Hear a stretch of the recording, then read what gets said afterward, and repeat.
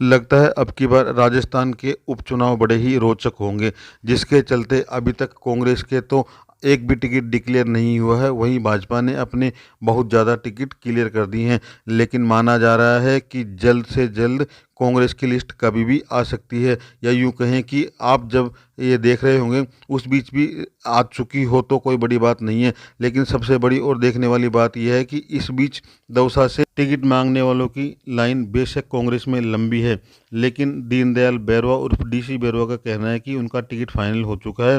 हालांकि उनके घर पर और इष्ट मित्र आने लगे हैं और उनको शुभकामनाएं देने का तांता लगातार जारी है।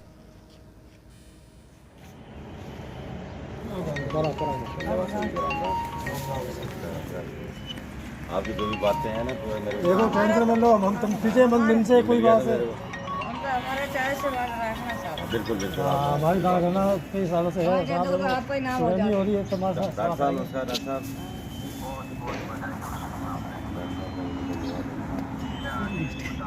बस सर बढ़िया, तो मदद करनी है सर, बड़ी मदद करनी है। सब लोग लग जाओ तन मन से तुम्हारे पीछे है साहब। जी सर।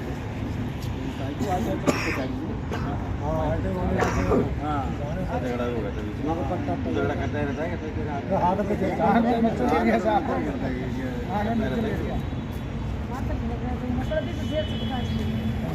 तो देखो तुम मन से करे सामने कोई बात टेंशन मत लो, तुम जीतोगे। और मैं तो हमारा जीतता है सारा तेरा पत्ता साथ पूरी सारा जीतेगा। काम मिलेगा, जो तन मन से लगा जाए सब। तो जीते ही है। और सब करवा लें जो भी समस्या अब मैं गारंटी की बात कर सकती हूँ। हेलो हाँ सर साहब प्रणाम।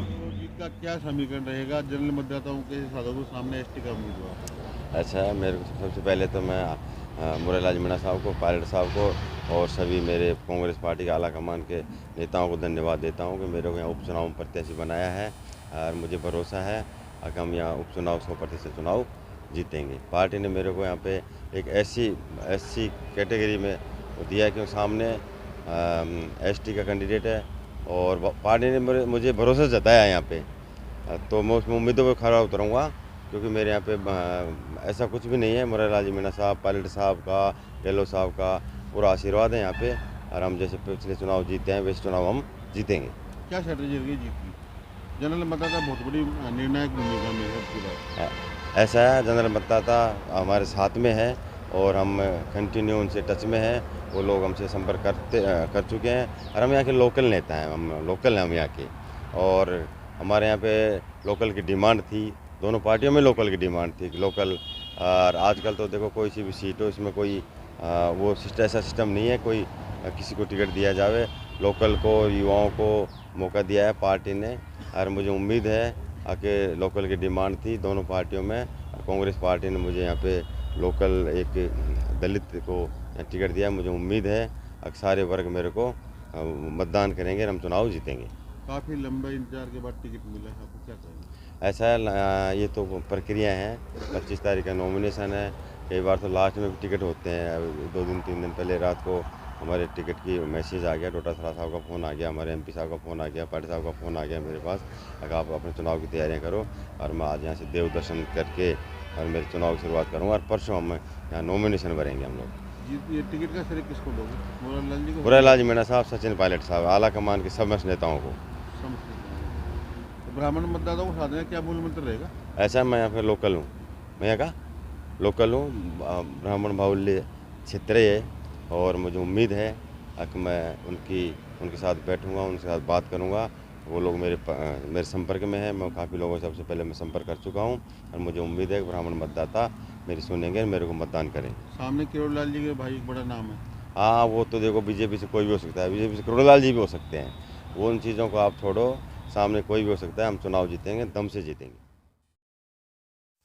इधर PWD chief engineer Harikesh Meena ने भी अपना वीआरएस चुनाव लड़ने की शर्त पर ही लिया है, और अभी तक कांग्रेस ने अपना कैंडिडेट डिक्लेयर नहीं किया है। ऐसे में हरिकेश मीणा ने आज नामांकन तो कर दिया, लेकिन अब ये समय बताएगा कि कांग्रेस का टिकट आखिर दौसा विधानसभा से किसको मिलता है। नेशनल कांग्रेस से अपना नामांकन दाखिल किया है।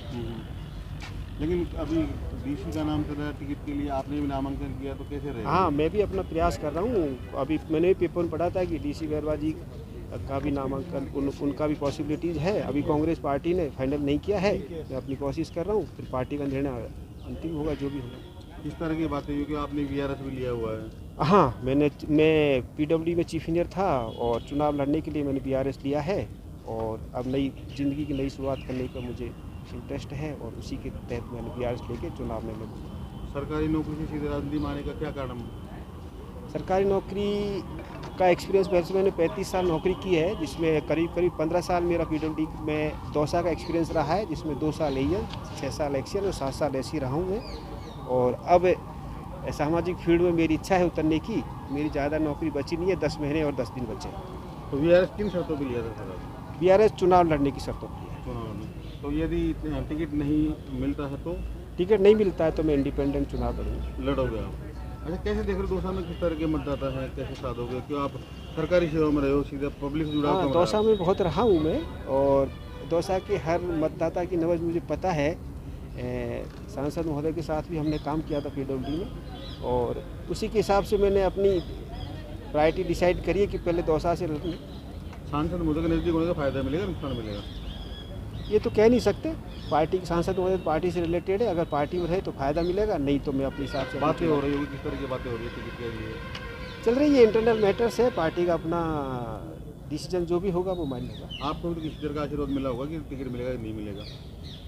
पार्टी बैठ के निर्णय लेती है, बड़े लोग बैठते हैं, उसमें मुझे आश्वासन मिला तभी मैं नौकरी छोड़ के आया हूँ। बिना आश्वासन कोई चीफ इंजीनियर की नौकरी नहीं छोड़ता। मतलब एनी हाउ चुनाव लड़ना है? चुनाव लड़ना मेरे रेजिग्नेशन की कंडीशन है और मुझे चुनाव लड़ना है। लड़ना पड़ेगा।